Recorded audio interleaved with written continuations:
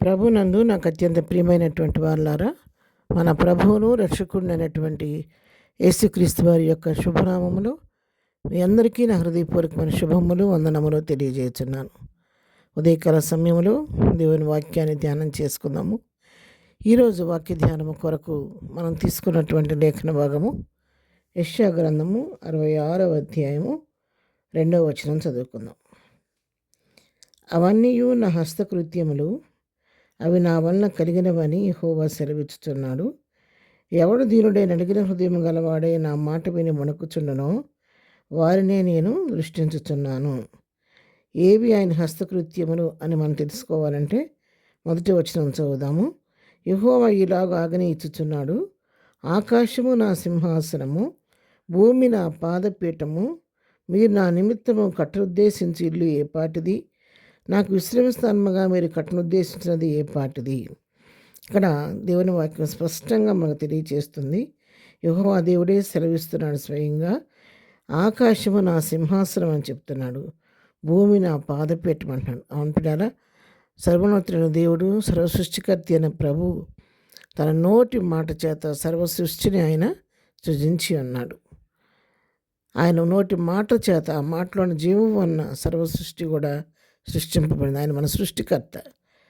అటువంటి సృష్టికర్తకు మనం ఏదో ఇచ్చి ఆయన తృప్తిపరచాలనుకోవటం అనేది మన అమాయకత్వం తప్ప మరొకటి కాదు.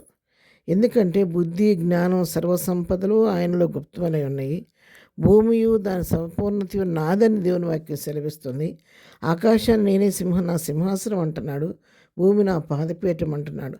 ఆకాశంలో ఉన్నవేమి, భూమి మీద ఉన్నవి అన్నీ ఆయనవే.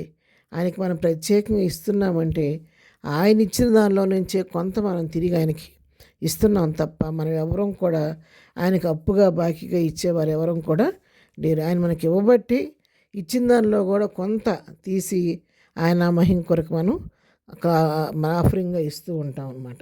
అందుకే దేవుడు చెప్తున్నాడు కదా, ఇవన్నీ కూడా నా హస్తకృత్యాలు, నా శక్తితో, నా మాట చేత, నా చేతితో వీటన్నిటిని నేను తయారు చేసి ఉన్నాను.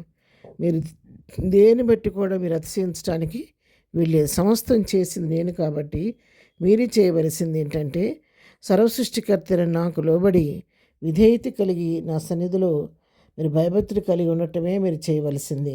అందుకంటే నన్ను చూసాడా, ఎవడు దీనుడై నలిగిన హృదయం గలవాడై నా మాట విని వణుకుచుండునో వారిని నేను దృష్టించున్నాను. ఎవరైతే ప్రభా ఈ సర్వం సృష్టించింది నీవే, సమస్తం నీవేనయ్యా, ఈ లోకలు నీవయ్యన్నది నీ కృపను బట్టి మాత్రమే అని తాము రిక్తునిగా చేసుకొని, మరి తమ ఖాళీ చేసుకొని ప్రభువుకు తమ జీవితాలను అప్పగించుకొని, నా జీవితం ఏది జరగదు, నీ చిత్తానుసారంగా జరగద్దు ప్రభు, నీ చిత్తం లేకుండా ఏది జరగదు కాబట్టి నేను నీ బిడ్డను నేను అప్పగించుకుంటున్నాను, నీ చిత్తానుసారం నడిపించమని మనం భయభక్తులతో మరి ఆయన సన్నిధిలో వణుకుతూ ఆయన మనం తగ్గించుకొని ఆయన హస్తం నీడకంత మనం వెళ్ళి ఆయన సహాయం కొరకు మనం వేడుకుంటే ఆయన మన మీద తన దృష్టిని నిలిపి ఆయన మనం నడవలసిన మార్గాన్ని ఆయన మనకు చూపిస్తాడు. ఆయన మరి మనకు గర్విష్ఠుల యొక్క గర్వాన్ని అణిచి గద్దెలు దింపే దేవుడు, దీనులకు కృప చూపే దేవుడు.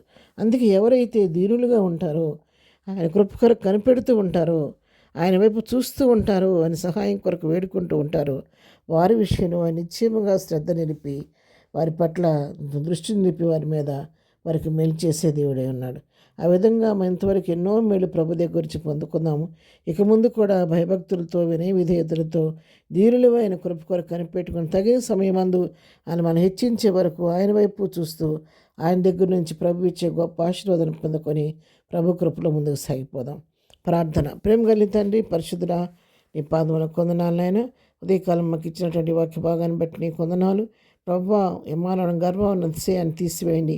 దీనులవై నీ కృప కొరకు కనిపెట్టే మనసు మాకు దయచేయండి. నీ మాట విని వణుకుతూ దీనుల వలె కనిపెట్టే అనుభవం మాకు అందరికీ దయచేయండి ఆయన. ఏదైనా పునరుద్ధరణపు దీవులతో నింపండి. జరుగుతున్న ప్రతి ఆరాధనలో మీరుండి నీకు ఆత్మార్థం జరిగించి మహిమా ఘనత ప్రభావాలు మీరే పొందుకోండి. ఈ అలర శక్తులు నీ పరిచయను మా మందిరాల్లో ఎక్కడ ఆటంకపరచకుండా ప్రశాంతమైన వాతావరణంలో ఆరాధన జరగడానికి సహాయం చేయండి. ఈ దినం మేము చేయ పనిపాట్లో రాకపోకల్లో తోడుగా ఉండండి.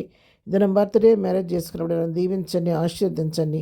బలహీనులను అందరినీ ముట్టండి, స్వస్థపరచండి, దుఃఖంలో వారిని ఓదార్చండి, సమస్యలను విడిపించండి, భయంలో ఉన్న వారిని విడిపించిన ఆయన ప్రతి వారి పట్ల నీ కృప విస్తరింపచేసి మీ నామమునకే మహిమ తెచ్చుకోమని యేసునామములో ప్రార్థించడి ఈ పొందుకొని ఉన్నాము తండ్రి. ఆమెన్. ప్రభు కృప సదాకాలం మనందరికీ తోడై నడిపించును గాక. ఆమెన్.